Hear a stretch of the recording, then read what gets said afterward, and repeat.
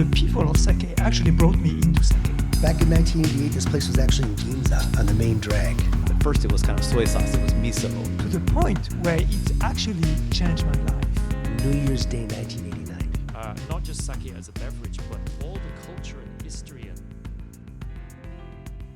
Welcome back, and thanks for tuning in to another episode of Sake on Air, the world's first podcast dedicated to expanding the dialogue surrounding Japan's iconic beverages, sake, shochu, and awamori.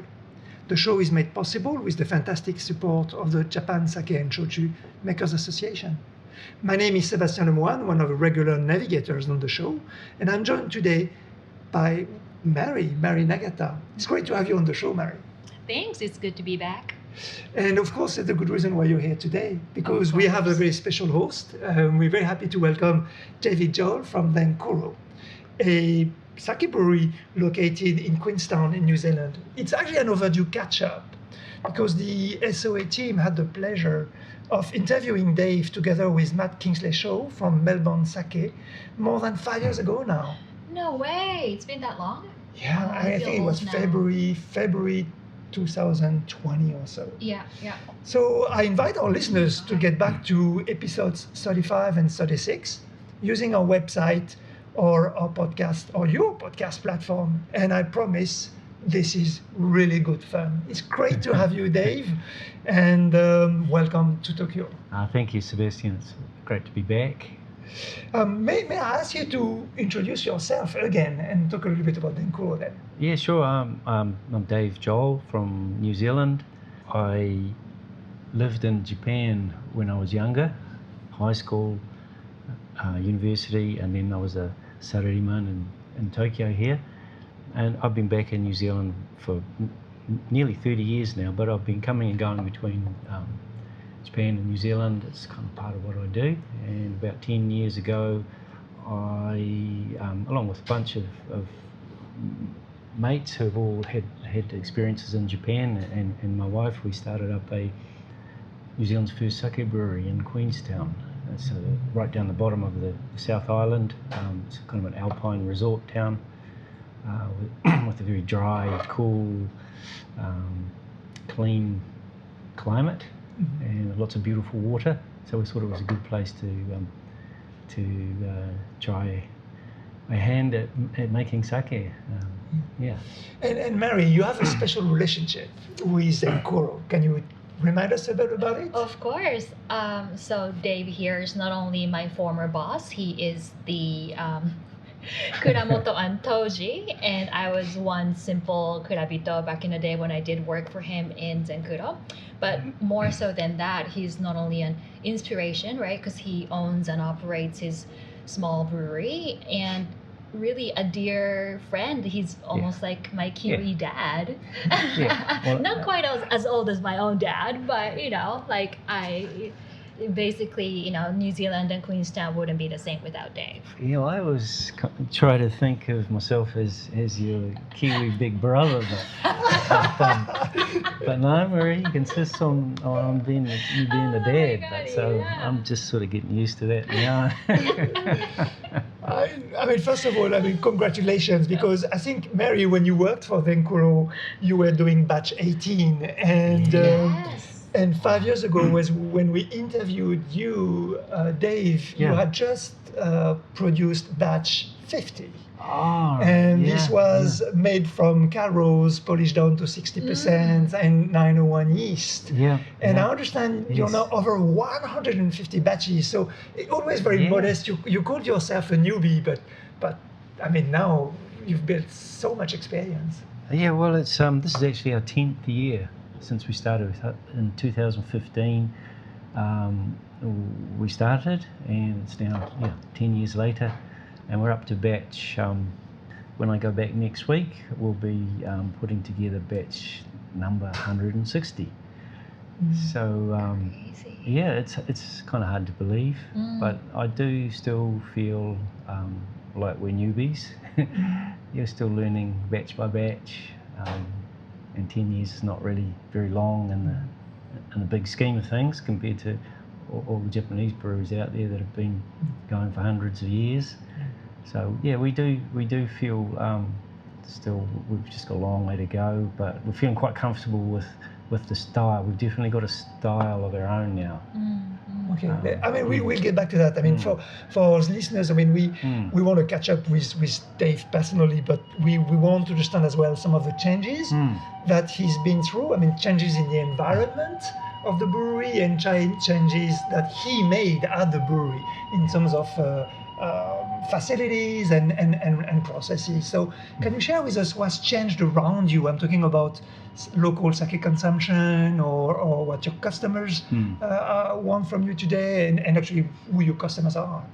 Right. Yeah.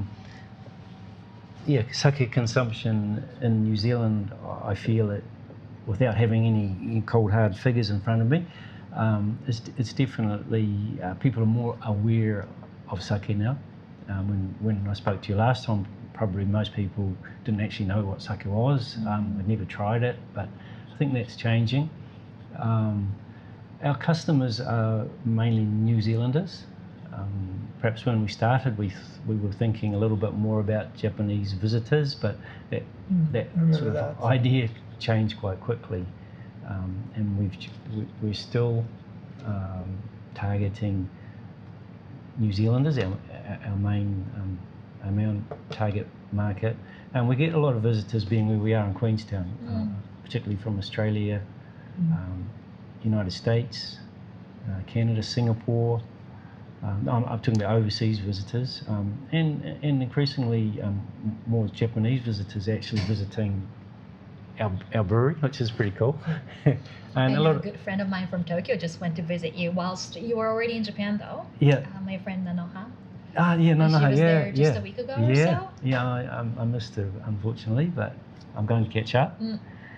Yes, it's pretty interesting. A lot of young people coming to New Zealand, some on working holidays, and some just for a visit.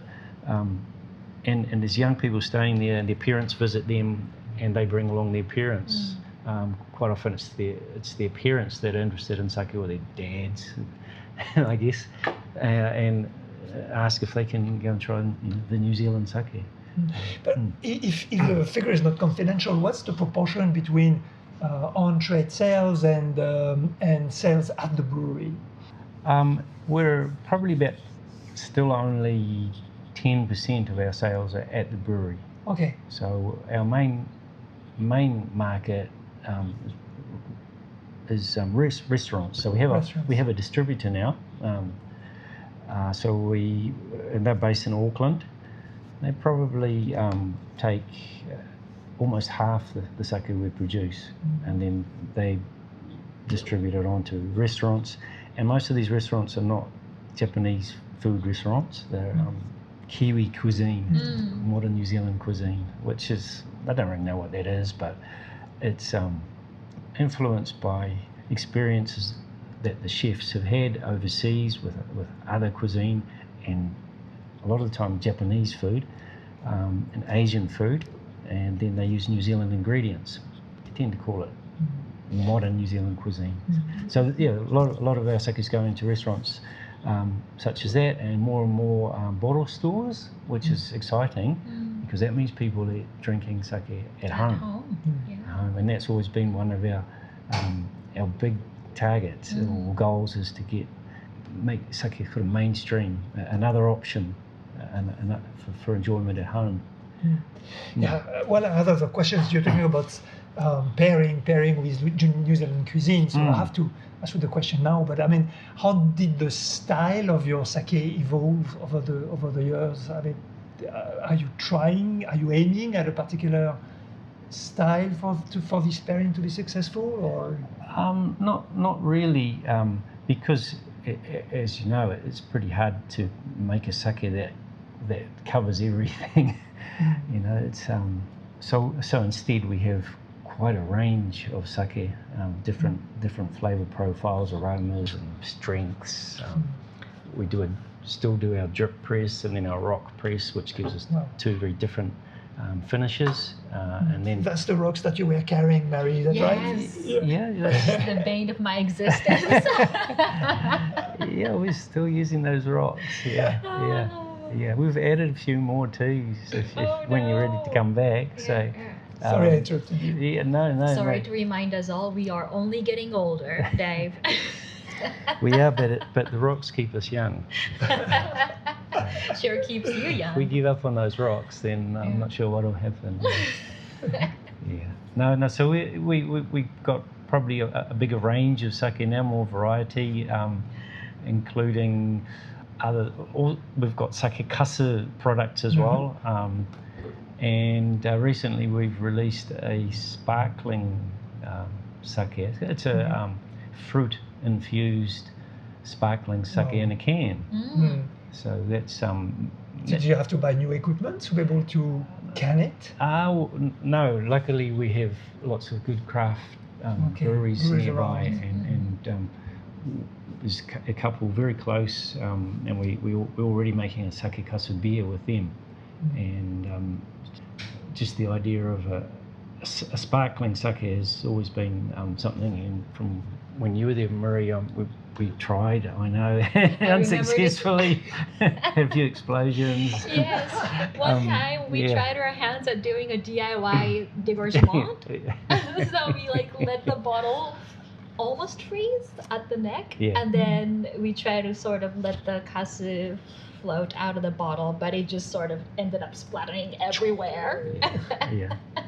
Yeah, but it was still fun trying. Yeah, it's fun, and still trying, and we're doing okay with the secondary fermentation, cloudy style sake. All right, nigori. So that's been in Eastern for a while, I think. Yeah, and we get them out to a few restaurants as well when they want something a bit different.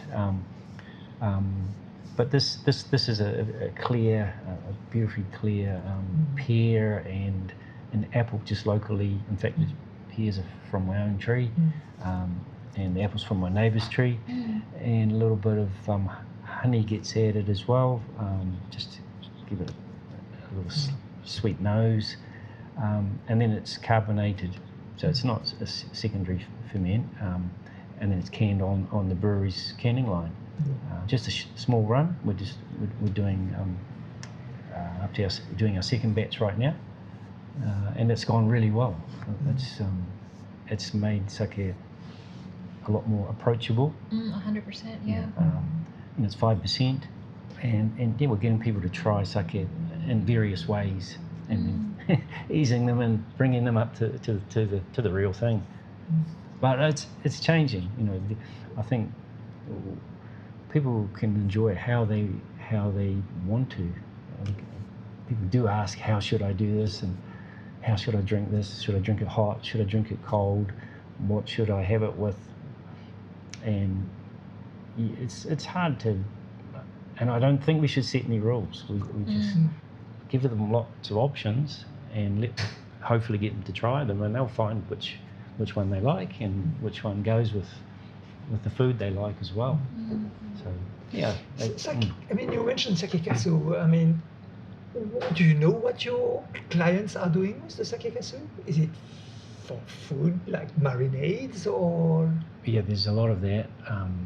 Plus beer brewing, you mentioned as well. Yes. So the way we can move the most of the sake kasu is in beer brewing. So we've got 2 breweries that do that. But most of the sake kasu we sell is online. So we also have our. It's going back a bit. You asked me before about the proportion of the sales through our brewery sales, maybe 10-15%, and about 10 to 15% is online, and then we've got wholesale, and then we've got local. We look after the local market. I'm the delivery boy for all the local restaurants and local customers. So that sort of fills up the rest. And there's a little bit goes overseas, of course. Of course. But I bet with your newly built cellar door, now that entree consumption is going to increase it's really by leaps and bounds. Already, it was a bit slow, slower than we thought at first. But yeah, it's really starting to take off. And it's mainly word of mouth. So that's really encouraging. Well, it's not too long now before Zenkuro gets put on one of those Queenstown craft brewery hops tours. Hop on, hop off. Yeah, hop on and hop off brewery tours. And there you go. Yeah, well, we'll see about that. But yeah, people are using sake for. It started off mainly with mainly Japanese ladies, making things at home. Pickling, marinating, making amazake, things like that. But it's now we have plenty of chefs around the country using it, and they're making sauces, ice cream, like desserts like cheesecakes and ice creams, and whipping it up. We have customers who make add a little bit to their smoothie each morning. Each morning. It's amazing. People who've been to Japan, they've found out about it, and now they see that it's available in New Zealand. They're experimenting with it. It's keeps us very busy, the sakekasu side of our business. Oh, that's good to hear. Yeah. I'm not saying it's a very profitable business or anything, but it's exciting that people are using, I guess it's a byproduct, and it's a health product, I guess. Yeah, people are interested in the health benefits and skin. We use it for cosmetics as well. Yeah, that's right. You release cosmetics and soap and. Yeah, there's soap, a skin lotion, face mask. Did you get the help of a lab to do that? I guess you did at some point. Not really, no. Not really? Just Okay. experimented, and a couple of we've got other Japanese people outside of the brewery who have been interested in that sort of making soaps and cosmetics. And then when sakekasu became available, we got together and got them to try it, and it worked. And one last usage I read on your website about it is fertilizer for your plum trees. Yeah. Because you're producing umeshu as well. Yeah, well, at the end of the day, if there's any left over, that's a very good use for it. Yeah, I enjoy that. Yeah, sort of digging it into the garden and getting it all fermented up and spreading it around. And we've actually got some at the brewery now, our own little compost at the back of the brewery, and we've just set out some planter boxes, and we've got a bit of a garden going, so we can use it for that right at the brewery as well. Yeah, we're just trying to make it a little bit more attractive, a nicer destination. I think we now have a slightly larger tasting room and education room, so we're trying to make it a nicer environment, and includes some plantings. Let's talk about maybe the brewery itself and how it changed. I mean, some of the things I remember about episode 35 and 36 is you explained that in very early days you had friends crossing the border with a long raincoat with deep pockets to be able to bring some of your yeast and other things into New Zealand. But that time was already over, I think 5 years ago. Yeah. But 5 years ago, if I'm correct, you were not making your own koji, but using imported koji or frozen koji from Japan. And this has changed, hasn't it? So how did it, tell us about that. Yeah, so we're still using called kanso koji. Dried, frozen dried. It's kind of like freeze dried. Freeze-dried koji, yeah, okay. and it keeps for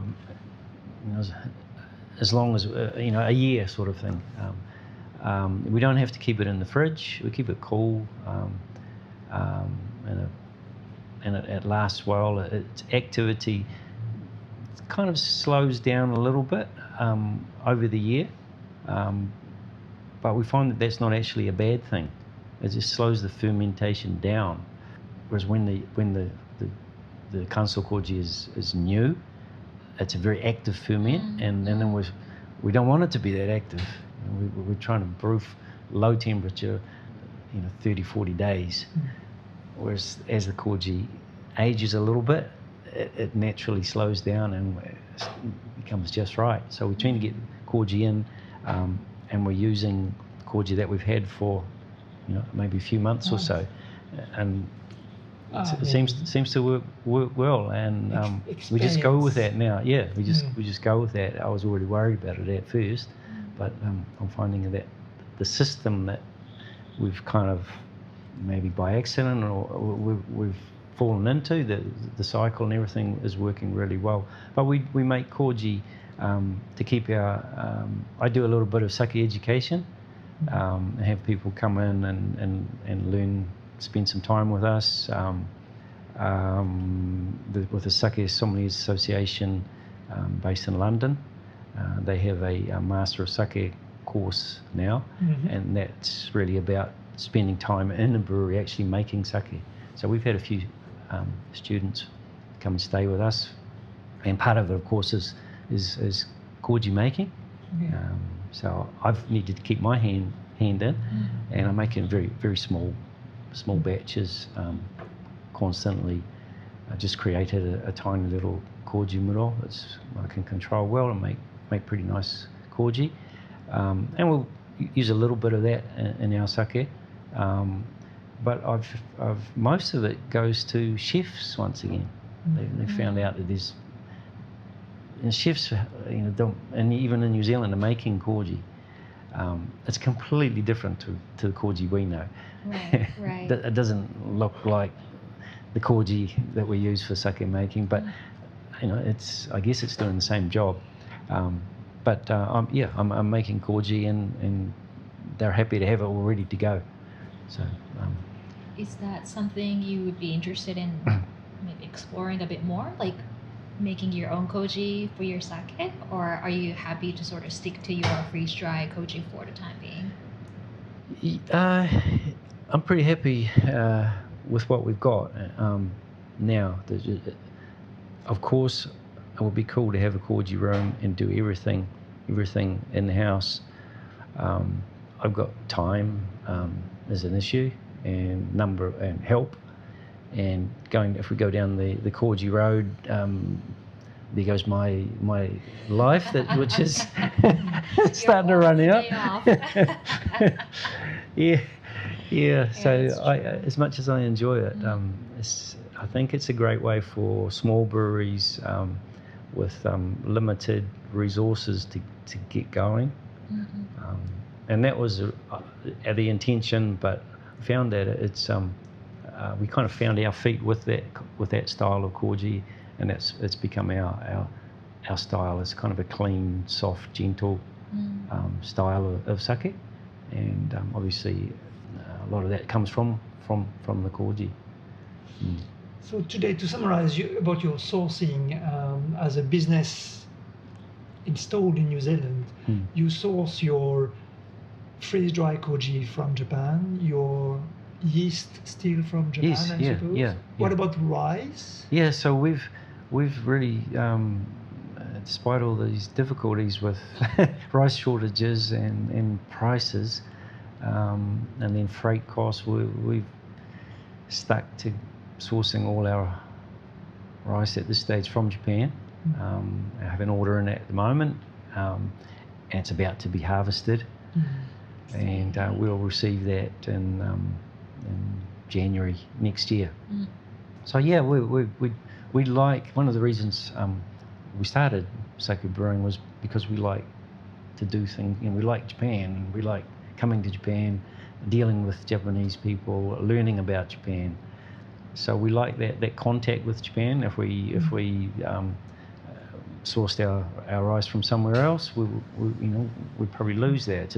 It's a big part of it. Zenkuro sake is the rice from Japan, including some from Yasuko, my wife's hometown, in Fukuoka. In Fukuoka. Yeah. And did you contact farmers directly, or did you have to go through Zeno, or? Zeno is a state-owned cooperative. It's called Ida Shoji. So okay, so we went through Ida Shoji. So Ida Shoji is kind of our point of contact They're a trading company Yeah. that serves sake breweries across the world, but mostly in Japan, supplying equipment and Yeah. yeah. They came to us. I guess, when they were just starting to look for opportunities overseas. They came to us very early and introduced the koji, Kansai koji to us. And they brought up quite a few rice samples, and so we've been working with them for quite a long time now. I'd say 7 years, maybe 6 years. So we're still working with them, and we actually, it's a funny old system, as a lot of things are in Japan, but we have to belong to the Japan Brewers Association in order to be able to purchase the yeast. So we renew that annually, but we still need to go through Ida Shoji in order to purchase it. So some things you just have to go with, and that's one funny thing that we just go with. So you mentioned expansion plans, Mary, earlier. So can you tell us a little bit about the expansion of the brewery's facilities?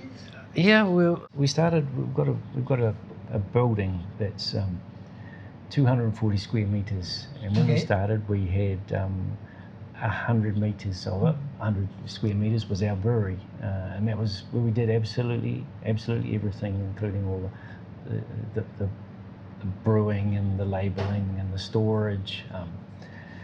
And now we've sort of gradually taken over the whole building, so we've got twice as much space as we originally had. So what we were able to do is build a big cool room, and that's our brewing room. So we can brew all year round in this brewing room. No more holidays. No, there's not many. No, but that's all right for now.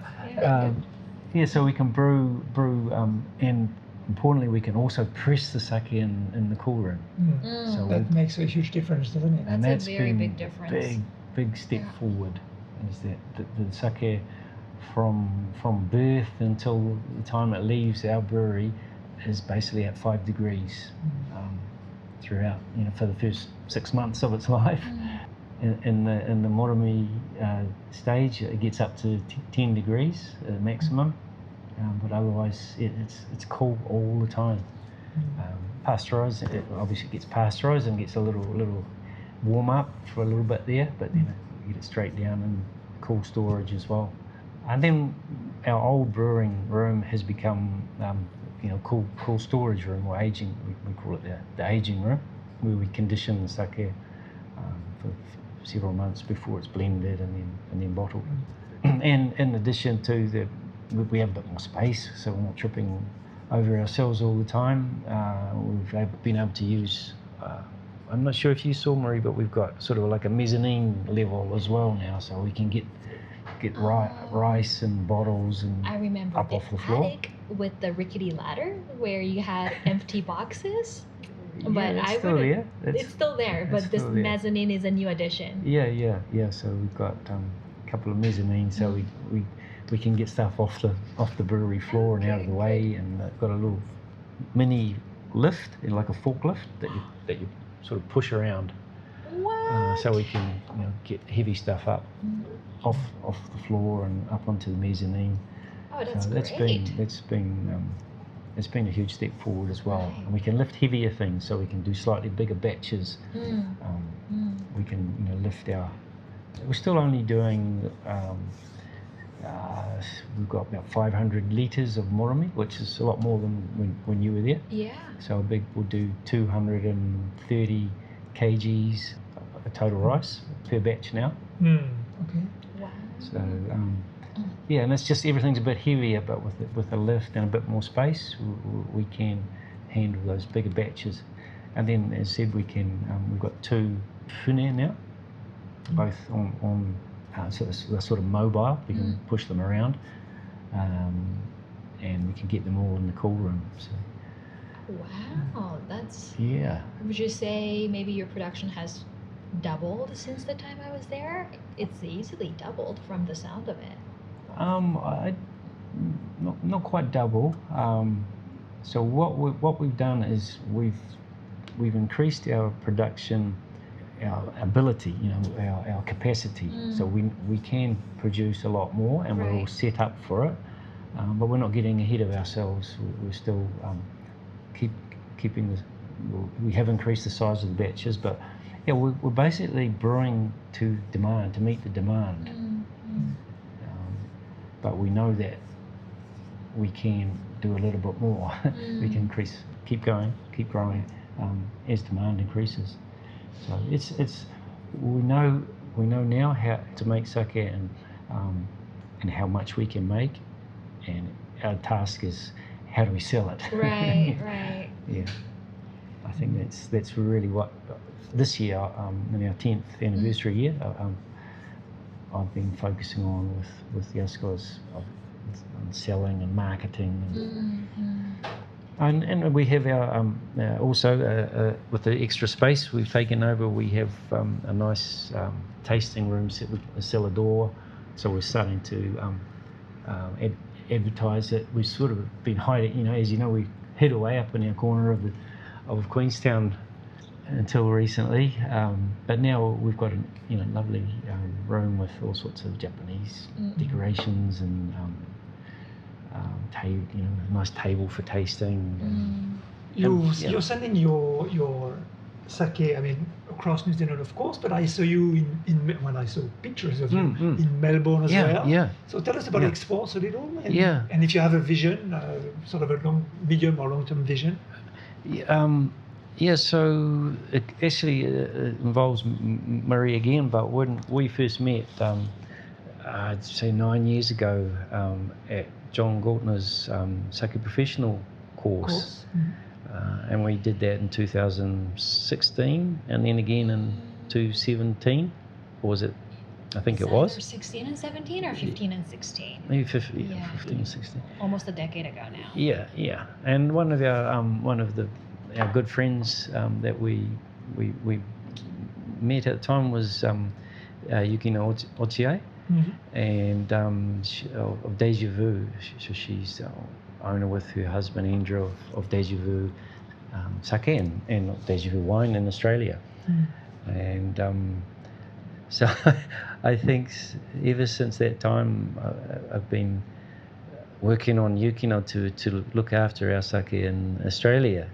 But Yukino and Andrew, being who they are, made us put in a bit more work and practice a bit more, and finally this year they agreed to become our distributors in Australia.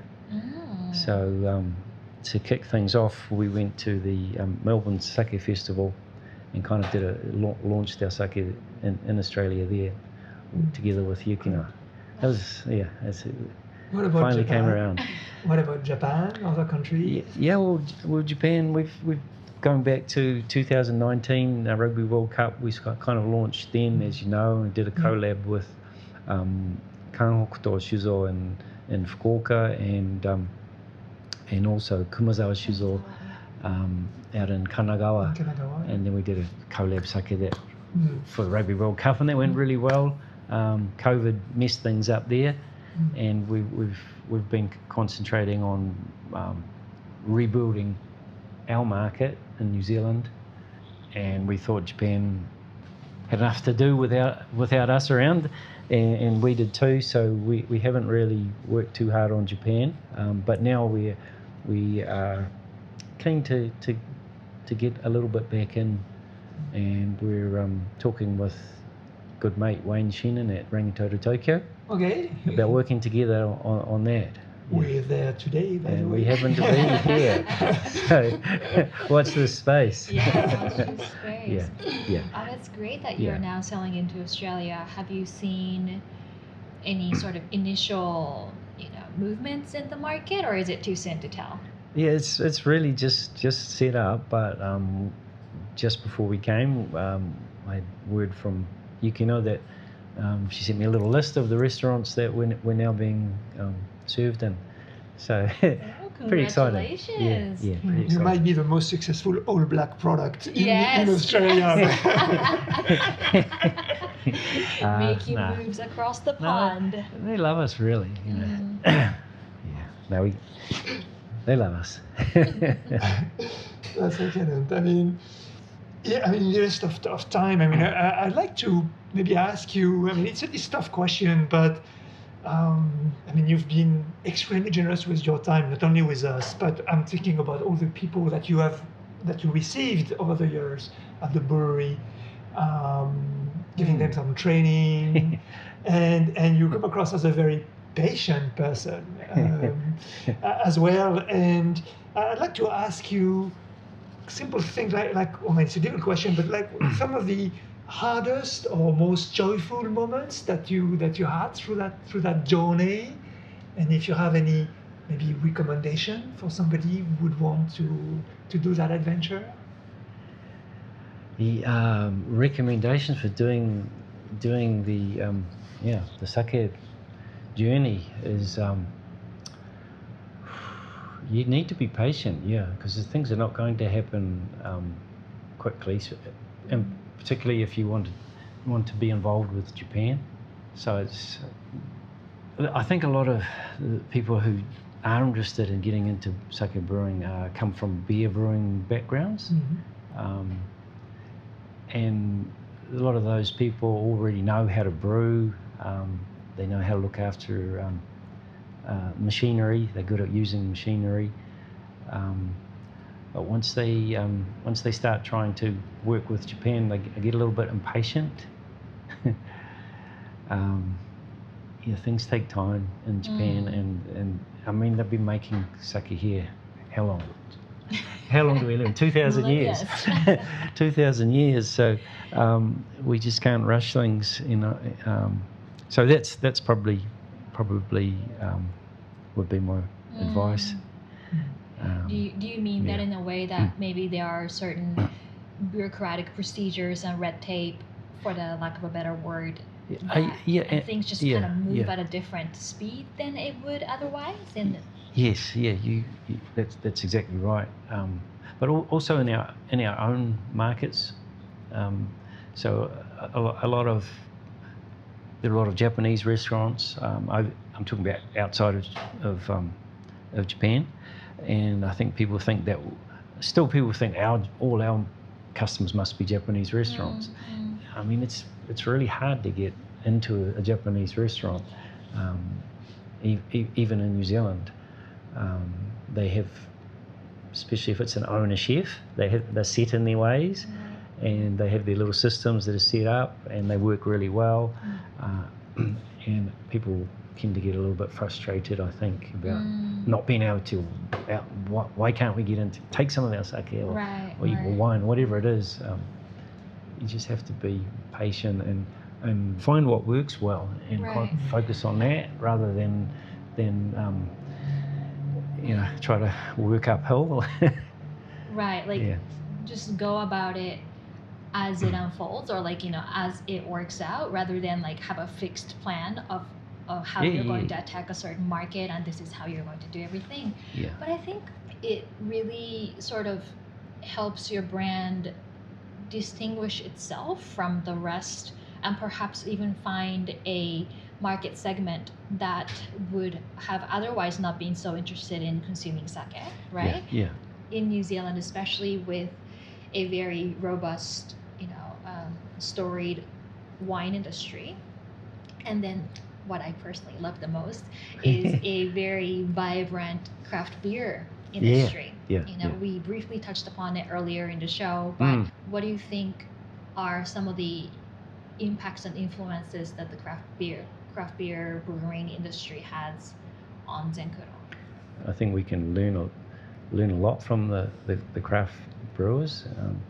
They're constantly making new products, and I can see that people go and they have their tap rooms. We haven't quite got a tap room yet, but people are looking for new things that of course, there's people that just want their lager, their Chardonnay, their Sauvignon Blanc, and that's all they do, and that's fine. But there's a big group of customers who are wanting new things. So we've caught on to that, and that's why we're collaborating with actually 3 of our local craft breweries, and we've also got a collab going with a winery, and we're actually going to try some of that sake later today.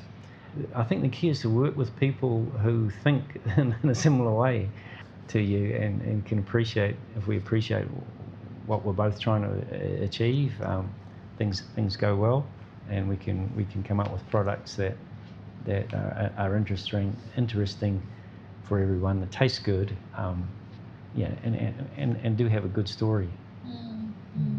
Yeah. Excellent. Mary, I mean, I think that it's time to kind of close this catch up, and I want our listeners to listen to a particular sound, which is the sound of the Zenkuro sake. We're entering into kampai time. Oh yeah. As the party is about to start. Right. We didn't cheers at the beginning of the show, did we? Yeah. No. And I missed that. So, what did you open for us today?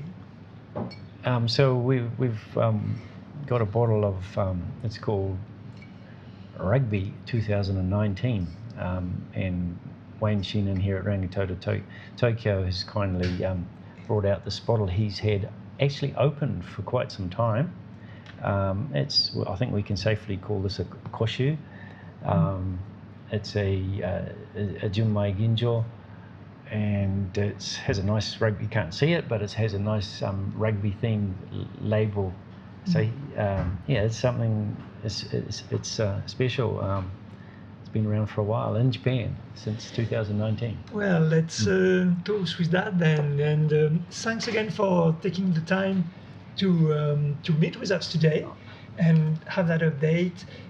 You're quite easy to find on the net at zenkuro.co.nz. That's true. And you can be followed on Instagram as well. Yep. So we'll put the references on our website, Sake on Air. Thank you, Dave. Thank you so much. Thank you for your time and for spending time with me and asking me to come along and talk to you. Always a pleasure. Kampai. Been a pleasure. Bye. Thanks for listening to this episode of Sake on Air. We will be back with a new episode very soon, but in the meantime, please take a moment to review us on Apple Podcasts or wherever you get your podcasts. As always, send your questions and comments to questions@sakeonair.com, or reach out to us on Instagram or Facebook at @sakeonair. Don't forget that we have a YouTube and a Substack as well. Sake on Air is made possible with the generous support of the Japan Sake and Shochu Makers Association, and is broadcast from the Japan Sake and Shochu Information Center in downtown Tokyo.